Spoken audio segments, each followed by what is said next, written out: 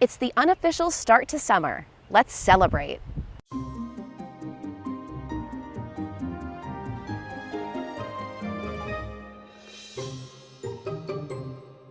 Hello everyone, it's Jenny from WeNeedaVacation.com. Welcome to EsCapeTV, where each episode we get you back to the Cape and Islands.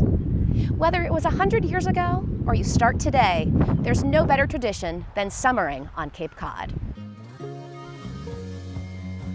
Whether you're following in the footsteps of your family or starting a tradition of your own, the Cape and Islands are full of stories from people who can't wait to get back to this special place. Some of the earliest and most famous traditions actually began in the late 1800s, when none other than Helen Keller visited Brewster on two separate occasions in 1892 and 1896. After her first visit, she wrote, "I now wish to speak of my visit to the seaside, for it was during my sojourn at the North that I received my first impression of the great ocean.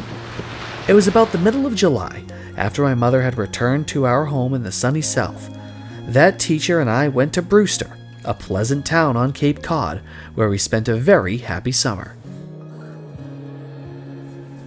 Perhaps the most famous family to spend time in the area is one that had their own compound. At the JFK Museum in Hyannis, it's clear to see that the Cape played a huge part in number 35's life. I mean, he's even barefoot in the sand in the statue in front of the museum. While they may not be the Kennedys, the Paquette family has a tradition that may be just as strong. They've been vacationing in the same home in Orleans for the last 20 plus years. As you can imagine, the family has grown a little since then. I love that everybody's together down here. It's basically the time of the year that you can just do whatever you want. You can put your phones down, you don't have to look at your phone. Everyone you want to be with and talk to is already here. Everyone here also always wants to do things, which is nice. You're never really just sitting around, and it's just like this house is just full of love. So while some people say that family vacations aren't a thing anymore, just remember, the tradition of a family vacation is gone only if you allow everyday life to swallow it up. There's no shortage of summer homes on Cape Cod. Let's start with that one. Sun, sand, and salt air. There really is no better way to spend the summer than to surround yourself with these treasured experiences. There are many ways to take advantage of and enjoy the beauty of a Cape Cod summer. For instance, staying at properties 25902 and 25897. Literally perched on Pleasant Bay in South Orleans, these properties are really something special. The 3-bedroom, 3.5-bath main home offers water views from almost every room. And there is a private dock that you can fish, boat, and swim from, and an adjacent 2-bedroom boathouse that has all that it takes for making summer memories. The view and being right on the water. We have steps you can just walk down and take a dip. I think you see here is the best sunrise. Oh yes, sunrise is right over there.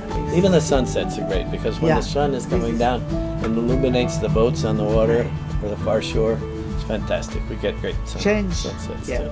The scenery is changed completely. So whether you're a couple escaping to the Cape to celebrate an anniversary or birthday, or a family coming to enjoy sun-filled beach days, or a group of families coming to rest, relax, or reunite, you're bound to find the perfect setting to start and maintain a summer vacation tradition on Cape Cod.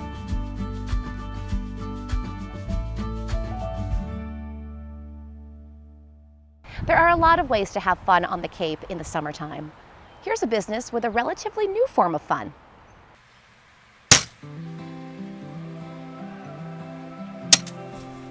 That sound right there is something you've probably heard plenty of times on the beaches of the Cape and Islands. And if you were to ask 100 people where cornhole originated, you'd probably have 100 different answers. Cornhole to me is just a backyard game that you play with your friends and have a couple beers. But it's just lining 2 boards up. You can line them up as far apart as you want. And you can play up to 21. There's so many different rules of people playing 221, and if you go past, you go back to a certain number. So there's many variations to the game. And if you do have your own house rules, you'll probably need to have your own house boards. That's where Cape Cod Cornhole comes into play. What started as something on the side has quickly turned into something a little bigger. Well, I bought it about 3 years ago, and when I bought it, I literally was in my basement for about the first year, and then that's when I realized, because it just exploded when I took it over. When I took it over, I thought it was just gonna be a hobby, something to have on the side, and I'd be doing kind of what I was doing prior, because I was in a job for about 12 years in the finance world, and I quit, and I was looking for a job, and Cape Cod Cornhole was for sale, and I was like, I'll just buy it and have it as a hobby. And I haven't gone back to work since. I've literally just been doing this. For some, cornhole can get pretty serious. On the Cape itself, there are leagues, tournaments, and blind draws for those who are a little more experienced. But while those are fun, you really can't beat a game on the beach with your friends and family. The funnest time for me to be playing cornhole is literally out on the beach. So especially like Sandy Neck. Just bringing the boards out there and just playing against friends.